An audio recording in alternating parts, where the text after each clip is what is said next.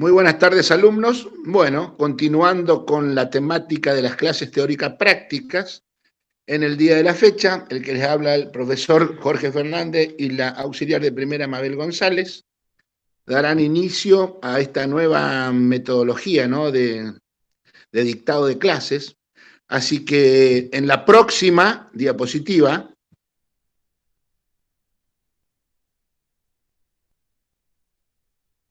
vamos a tratar el tema en el día de la fecha, que son afecciones quirúrgicas de las bolsas sinoviales subcutáneas en caninos.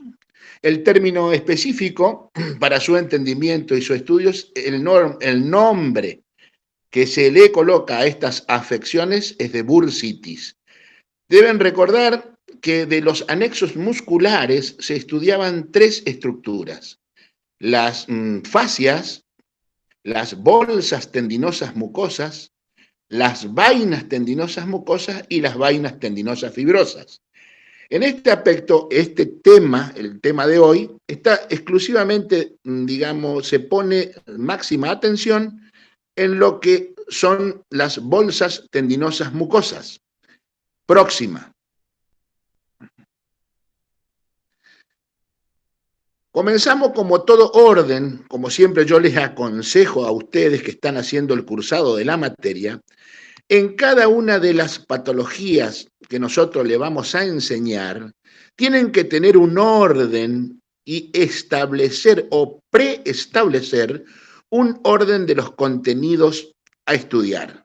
Siempre, siempre, toda patología, en este caso quirúrgica, tiene que comenzar con una definición, una sinonimia, si la tiene que continuar con una etiología que puede estar unida a la patogenia, se va a llamar etiopatogenia.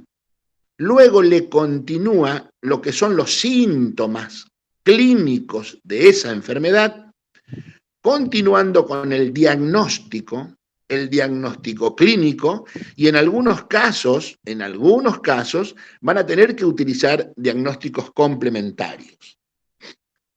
Sigue la secuencia con un pronóstico. El pronóstico es sobre la enfermedad y sobre la vida del paciente. Ustedes ya conocen por semiología los distintos tipos de pronósticos. Y por último, llegamos a un tratamiento. Ese tratamiento puede ser médico, pero que en nuestra materia normalmente la mayoría de los tratamientos son combinados, ya sea un tratamiento médico prequirúrgico, el tratamiento quirúrgico en sí y un tratamiento postquirúrgico.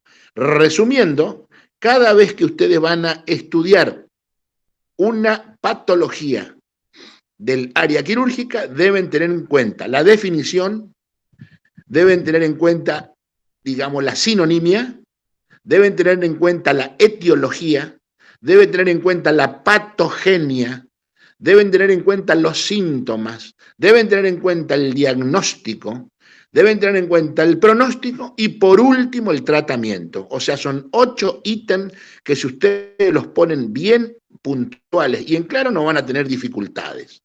Como definición de este tema, decimos que la bursitis es la inflamación de las bolsas tendinosas mucosas, y vale aclarar que acá dice bolsas sinoviales. Ustedes recuerden que todo lo que es sinovial verdadero es articular. Ese es el capítulo de artropatías. Estas bolsas, digamos, anatómicamente están formadas por dos membranas. Esas membranas están limitadas por un espacio virtual entre ellas. Y hay un líquido, y acá tienen que prestar atención, que es similar a la sinovia. ¿Para qué función tienen estas bolsas? Estas bolsas tendinosas mucosas, facilitar el desliz de una parte blanda sobre una saliencia ósea u estructura ósea. La próxima. En este caso, como vamos a hablar de, digamos, pequeñas especies, los carnívoros, normalmente ponemos estas fotos para que ustedes se puedan guiar y ver más o menos, porque normalmente en los caninos hay localizaciones precisas donde estas bolsas se localizan. Una de ellas es la bolsa occipital. La bolsa occipital se encuentra en la región, como su nombre lo indica, en la región occipital, donde la cresta occipital externa se pronuncia, porque allí se inserta el tendón, como sabrán, digamos, del ligamento nucal. Otra de las regiones anatómicas donde se localizan las patologías de las bolsas tendinosas mucosas es en la punta del olecranon. El olecranon es la región del antebrazo, como sabrán, allí se insertan el grupo tríceps de músculos, por ende es otra localización anatómica. Y la otra es la punta del isquion. La punta del isquion es la región caudal del hueso coxal, en la cual también asienta una bolsa para el pasaje de los músculos. La próxima.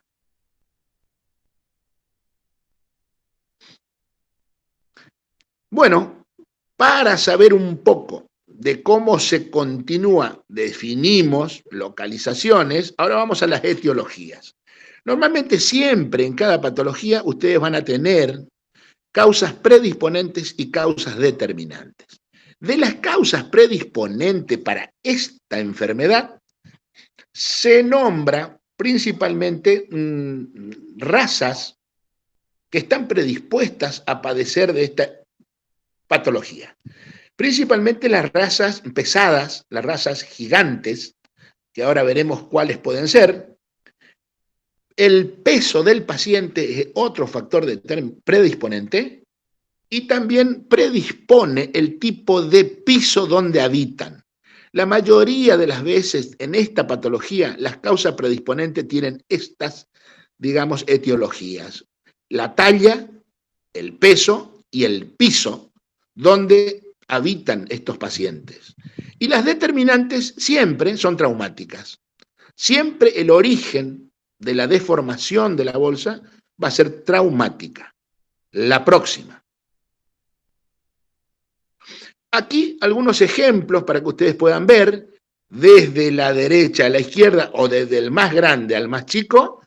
Es muy probable que estos pacientes tengan las mismas edades, pero tengan distinta superficie corporal, distinto peso, distintas actitudes y aptitudes, en la cual, si miramos de derecha a izquierda, están los gigantes, los grandes, los medianos y los chicos. En esta patología, como todas alteraciones biológicas, no se puede determinar que solamente ocurre en los gigantes. Puede pasar en las razas minis, pero es más, digamos, no es tan frecuente. Así que las patologías de estas estructuras denominadas bolsas con su inflamación bursitis aparecen más en razas gigantes que en razas pequeñas. La próxima. Aquí también otra escala u otro ejemplo de raza, pero que ustedes esto ya teóricamente lo pueden manejar, solamente para que vean las distintas estructuras anatómicas que presentan cada una de ellas, que el peso, la talla y el piso juegan un rol preponderante en los factores predisponentes. La próxima. Bueno, como toda patología, esto tiene una clasificación, y acá está muy bien descrita. Según su localización, hay bolsas que son verdaderas, pero son profundas. Verdaderas porque realmente existen anatómicamente, y fíjense dónde se localizan. Son bolsas sinoviales que tapizan la cara interna de tendones y sirven para su desliz. Por ejemplo, en el miembro anterior tenemos la bursitis bicipital. La bursitis bicipital es aquella donde el músculo bisebraquial pasa por la corredera bicipital de la extremidad proximal del húmero. Para tocar la estructura ósea presenta una bolsa. Y en el miembro posterior, cuando el glúteo superficial pasa por el trocante mayor para insertarse en el trocánter tercero del fémur, existe una bolsa verdadera. Entonces, dentro de la clasificación, en primer lugar tenemos las verdaderas o profundas con sus localizaciones propias y tienen la particularidad clínica de que las bursitis verdaderas o profundas son claudicógenas, o sea, tienen que saber que hay dolor, Y si aparece dolor, el paciente claudica. ¿Qué era el término claudicación? Es una diferencia entre la faz de apoyo y de sostén de un miembro.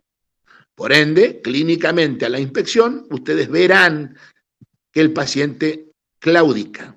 Si es de adelante, manquea, y si es de atrás, renguea.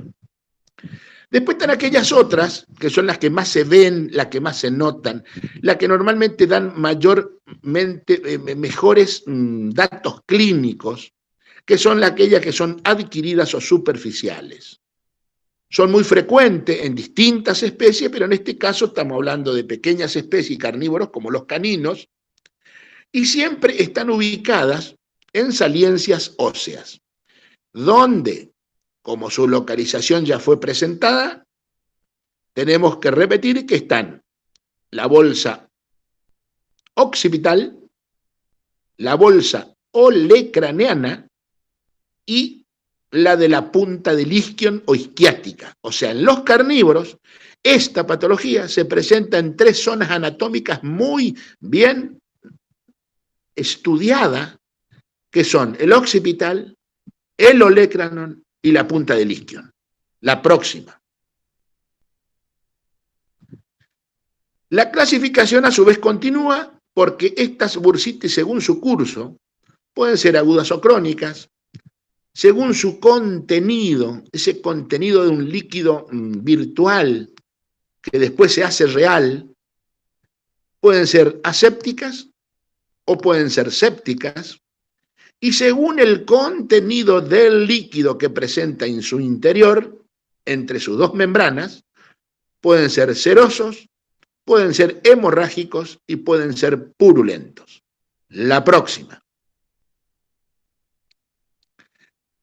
Continuamos, o sea, vimos la definición, vimos la etiopatogenia. Vamos ahora a los síntomas. Normalmente hay que hacer mucho hincapié en tema de síntomas. El síntoma es la expresión de enfermedad que manifiesta un paciente. Por ende, hay pasos a seguir en la cual ustedes no se pueden olvidar, en la cual la semiología le explica que hay métodos para llegar a un diagnóstico, en la cual debemos utilizar la inspección, la palpación, la percusión, la ocultación y los métodos complementarios. O sea, son 5 etapas de un examen clínico para obtener un diagnóstico. En el caso de las bursitis, principalmente adquiridas o subcutáneas, el diagnóstico, sabiendo la localización anatómica, el síntoma, la causa predisponente y determinante, no tiene muchos, digamos, no hay dificultades diagnósticas. ¿Qué síntomas presenta un paciente con esta patología? Los síntomas son que al haber una inflamación de la bolsa subcutánea adquirida, la deformación es semiesférica. Presten atención, semiesférica a base ósea. Otro de los datos importantes es que no duelen, no hay dolor. Por ende, si no hay dolor, el paciente no claudica. Puede haber engrosamiento de la piel a medida que pasa el tiempo, hay una hiperkeratosis local, y en algunos casos, cuando la etiología es muy repetida por el peso y el piso, alopecia de la zona. Resumiendo, los síntomas son muy básicos, muy clásicos: deformación blanda, semiesférica, a base ósea, aclaudicógena, fundamental. La próxima.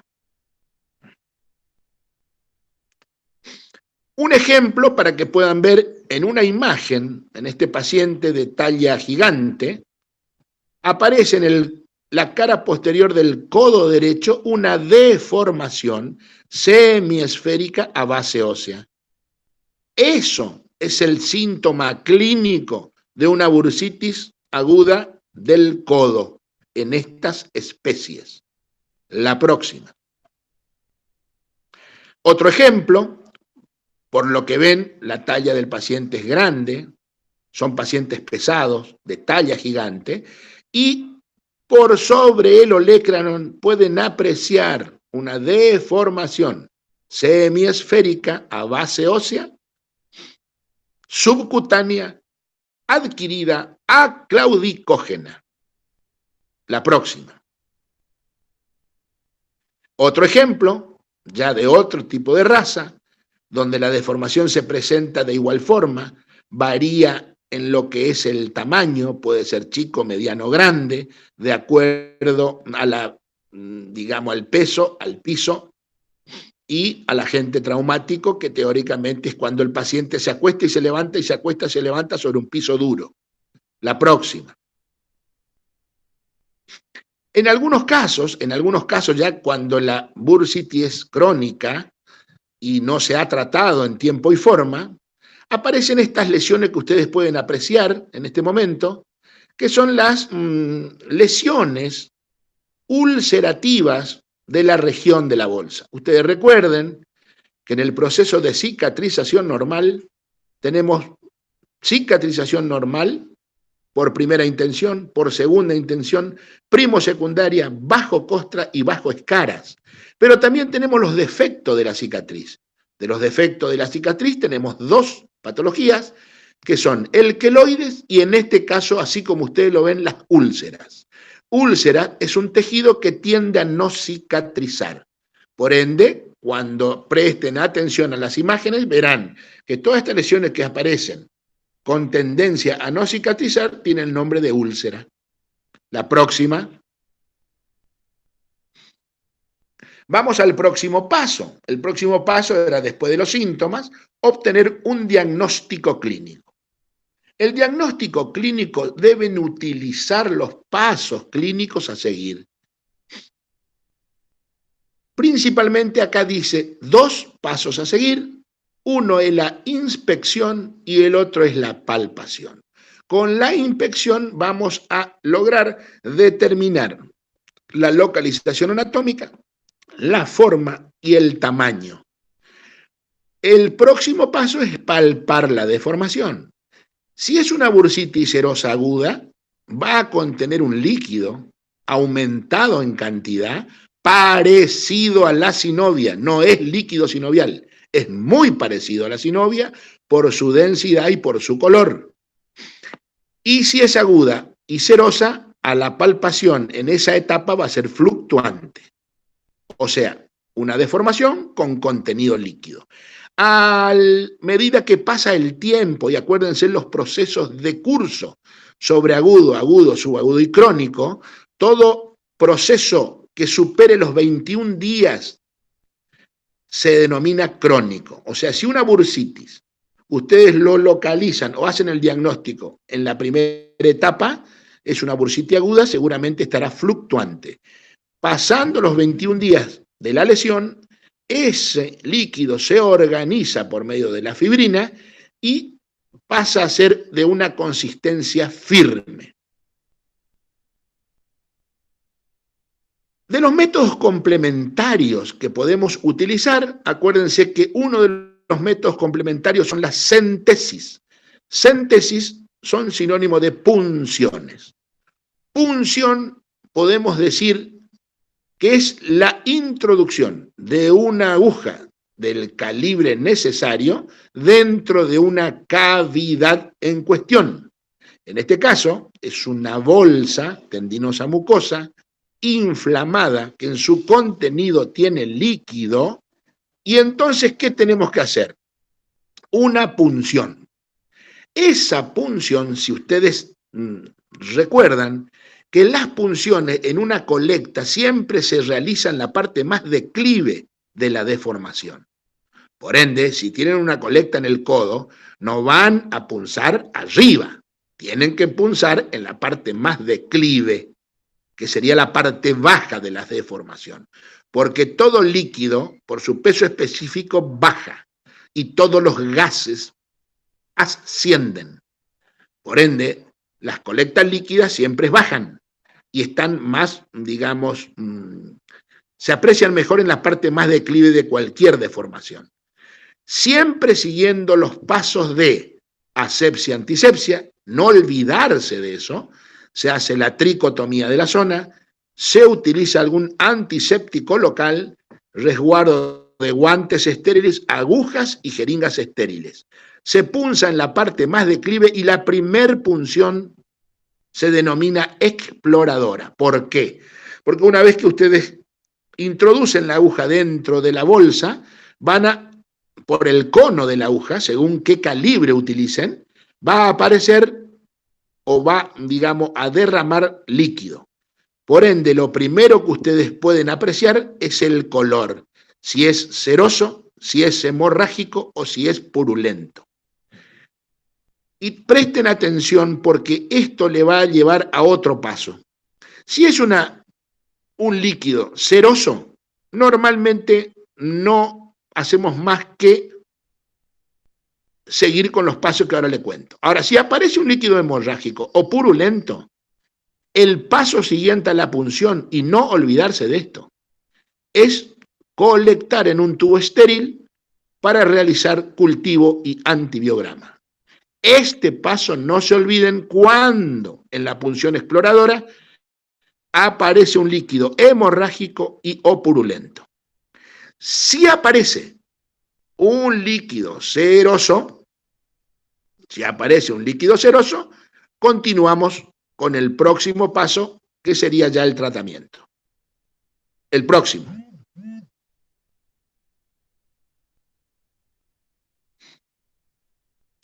Siempre que ustedes tengan una patología, deformación, algo que le llame la atención, siempre, si es órgano par, se exploran los dos. Siempre una patología tiene un diagnóstico diferencial. Siempre, no se olviden que hay muchos tipos de diagnóstico. Uno es el diagnóstico complementario, otro es por toque medicamentoso, otro es el diagnóstico anatómico, otro es el diagnóstico etiológico, otro es el diagnóstico nosológico, eso es semiología. Pero en este caso, nosotros siempre vamos a hablar de un diagnóstico diferencial. El diagnóstico diferencial que puede aparecer como que uno confunde la bursitis es como una hiperkeratosis, que la hiperkeratosis, la diferencia que tiene es que hay un aumento del espesor de la piel y aparece como oscura, como grietas en la piel. La osteocondritis es una falla en la osificación endocondral de los huesos. Por ende, no tiene mucho, pero la bibliografía cita a la osteocondritis como un diagnóstico diferencial. La osteocondritis se localiza en el cóndilo medial o en el epicóndilo medial del húmero. Y es otra enfermedad. ¿Es dolorosa? Sí. Por eso se la confunde, pero esto es muy básico. La bursitis es una deformación semiesférica a base ósea subcutánea. La osteocondritis es ósea. La osteoartritis es un proceso inflamatorio crónico de cualquier articulación. Si estamos localizados en el codo, que sería lo más lógico que haya un diferencial, porque en la punta del isquion no hay articulaciones, y tampoco en el occipital. Por ende, la única que puede dar diagnóstico de este tipo es la bursitis del codo. Pero la osteoartritis, la deformación es completa. Si es crónica, hay disminución de la movilidad del codo. La próxima. En esta imagen se puede apreciar, por ejemplo, una bursitis crónica con hiperkeratosis de la punta del isquion. Esa es la localización. Y a su vez presenta al paciente hiperkeratosis, que son oscuras, la piel agrietada, negra, pigmentada, también en la cara lateral de la babilla, en la cara lateral del tarso y en el codo derecho. La próxima. Bueno, llegamos a lo que ustedes deben hacer para poder, curar esta enfermedad, que se denomina tratamiento. Y vamos por pasos. Tienen que pensar que es una patología aclaudicógena, es una patología de estética. El propietario normalmente lleva a la consulta porque ve la deformación y le molesta que su paciente esté con esa deformación en el codo, en el occipital o en la punta del isquio. El tratamiento es muy sencillo. Dijimos que teníamos que hacer tricotomía, asepsia, antisepsia, tener todos los recaudos para una punción, que una vez introducida en la parte de clive de la bolsa, la aguja, aparecen las primeras cantidades de líquidos, que si es seroso, continuamos el tratamiento, y si es purulento hemorrágico, tomamos muestra para cultivo y antivirograma. La mayoría de las veces, se van a encontrar ustedes que la bursitis superficial adquirida es serosa. Cuando es serosa, aparte de punzar evacuadora, digamos, exploradora, una punción exploradora para ver el color del líquido, pasamos a una segunda punción con la misma aguja introducida en el mismo lugar, que se denomina punción evacuadora.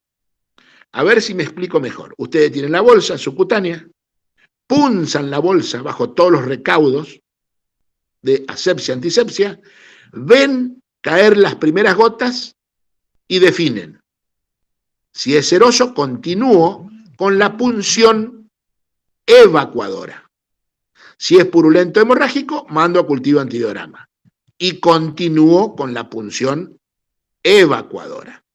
Quiere decir que voy a conectar a esa aguja, a esa aguja voy a conectar una jeringa y voy a tratar de extraer la mayor cantidad de líquido posible. Piensen que es una cavidad que muchas veces van a tener o van a requerir punzar, también colocar una aguja en la parte más alta de la deformación para que haga un vacío y puedan retirar más fácilmente el líquido de su interior. Ejemplo, cuando quieren abrir una lata de aceite o una lata de arveja y hacen un solo agujero y quieren derramar el líquido que contiene la lata, en muchas oportunidades no sale todo el líquido. Ahora, si ustedes hacen un agujerito en el lado opuesto al primer agujero, sale el contenido de líquido totalmente de el aceite o de el agua de las arvejas.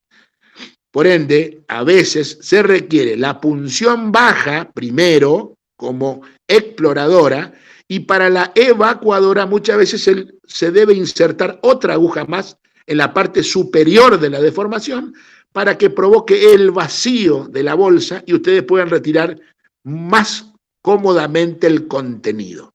Ese contenido en volumen va a ser variable. Puede ser una bolsa chica, mediana o grande. O sea, no hay nada exacto cuánto van a sacar por paciente. Pero tengan en cuenta que tienen que medir la cantidad que sacan porque una vez que sacan todo el líquido, retiran la aguja superior y con la que quedó dentro de la bolsa, la aguja inferior, ustedes deben colocar la misma cantidad de corticoides,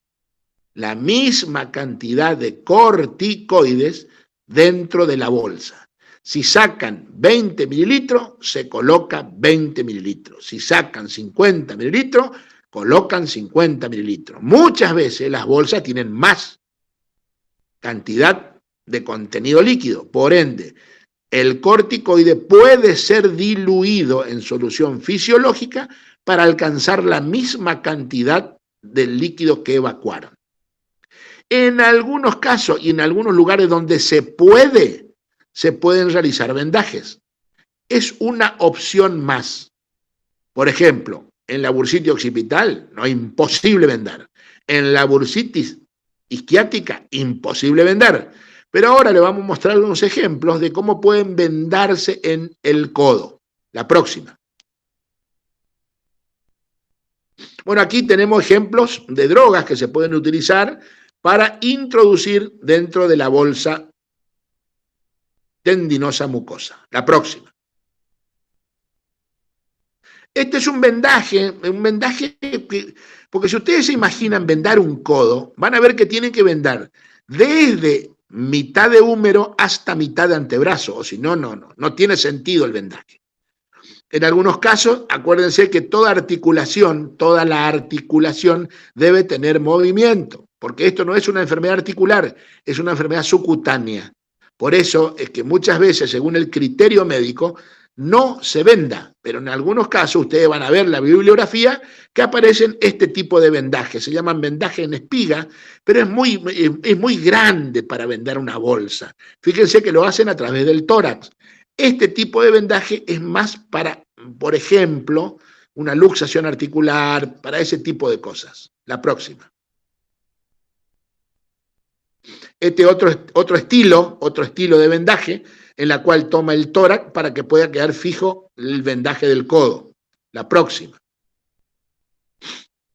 En los casos que la bursitis es o hemorrágica o purulenta, ya no alcanza con hacer la punción de la bolsa evacuadora y, digamos, exploradora, evacuadora y llenar con corticoides. O sea que pasaremos a una instancia quirúrgica.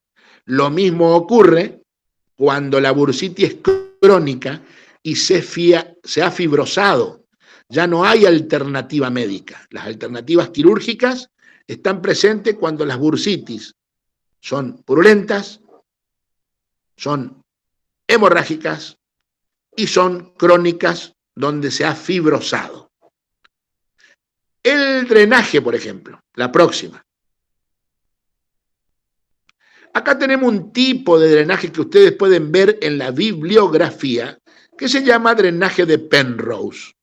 El drenaje de Penrose tiene la particularidad de que se hace una incisión en la parte más declive de la bolsa y otra incisión en la parte superior de la bolsa. Es muy parecido a lo que veíamos en las primeras clases como una contusión de segundo grado que se llamaba hematoma.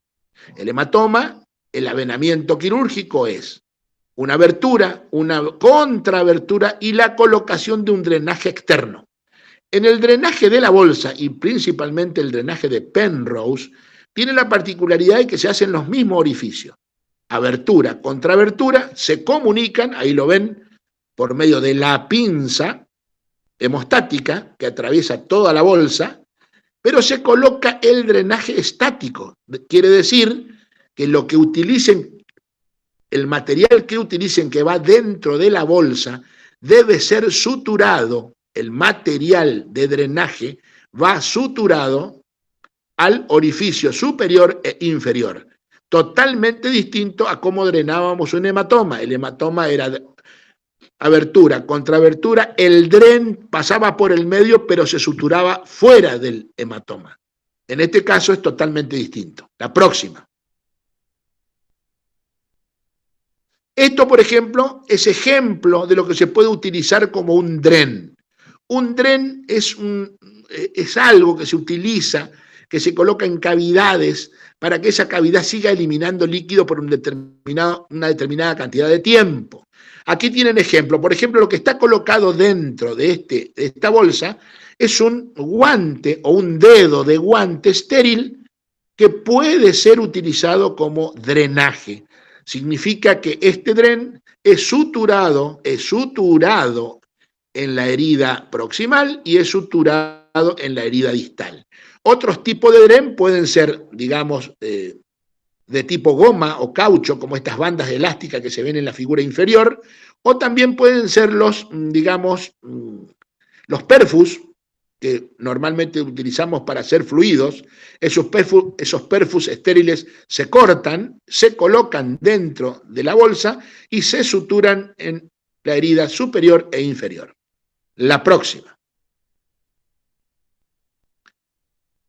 Aquí van a ver, digamos, otra imagen, cómo es, digamos, el abordaje como para localizar una bolsa.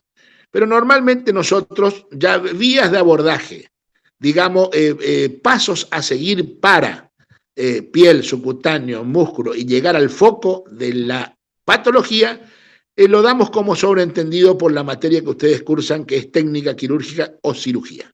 La próxima.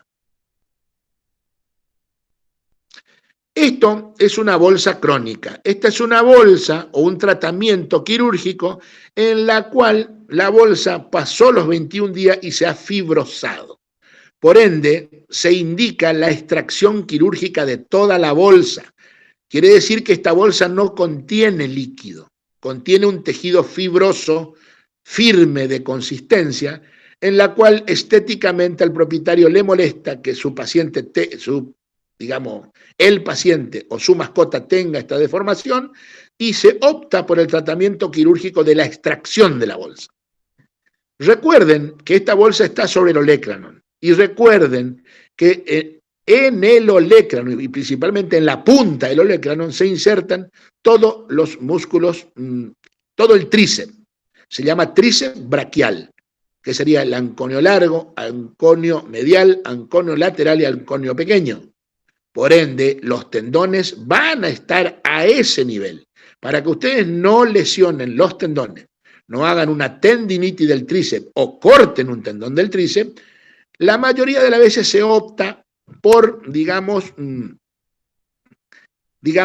tratar de teñir la bolsa para que esa bolsa quede de un color solamente marcada la bolsa para que ustedes la puedan disecar y alejada de todas estructuras, ya sean vasculares y tendinosas.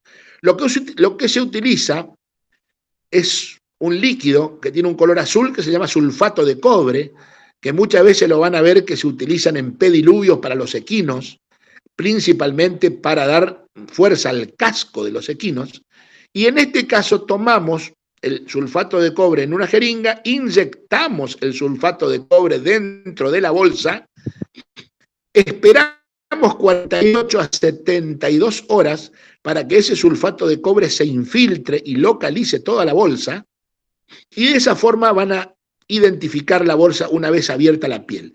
Recomendamos siempre se recomienda que los abordajes no se realicen sobre la deformación. Los abordajes para bolsas del codo se realizan del lado lateral del codo, se diseca hacia medial, se localiza la bolsa de color azul y se hace la extracción quirúrgica de la bolsa, continuando con los pasos lógicos de la síntesis de los tejidos desde la profundidad a la piel. La próxima. Pronóstico sería qué pasa con eso, y acá lo tienen, es bueno para la vida y para la lesión, no perjudica para nada el estado de salud del paciente. Esto es más estético que un tratamiento ya, de tipo agresivo o de tipo de que el diagnóstico es difícil. Es benigno para la vida y para la lesión. Cuando ya se complica con purulento o séptico, ahí puede ir reservado a grave, pero para la lesión nada más, no para la vida del paciente. Quiere decir que aquellas que son ulcerativas, hemorrágicas o purulentas, el pronóstico puede variar un poco, pero la mayoría de las veces son benignos. La próxima. Bueno, con esto, creo que llegamos al objetivo de hoy, que es brindarle, la clase teórica de una patología que se presenta con mucha frecuencia en la actividad diaria.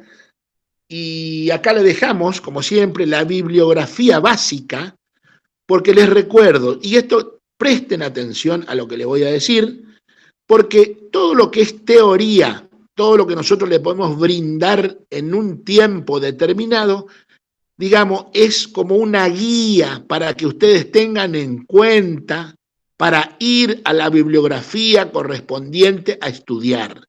No significa que este material que hoy dictamos la clase sea el básico y con esto se termina y esto sea, lo mejor o esto es el inamovible. No, señor. En biología nada es exacto y todo podemos cometer errores. Por ende, nosotros les pasamos el material básico para que ustedes puedan, con estos puntos y estos datos, ampliar en las bibliografías correspondientes.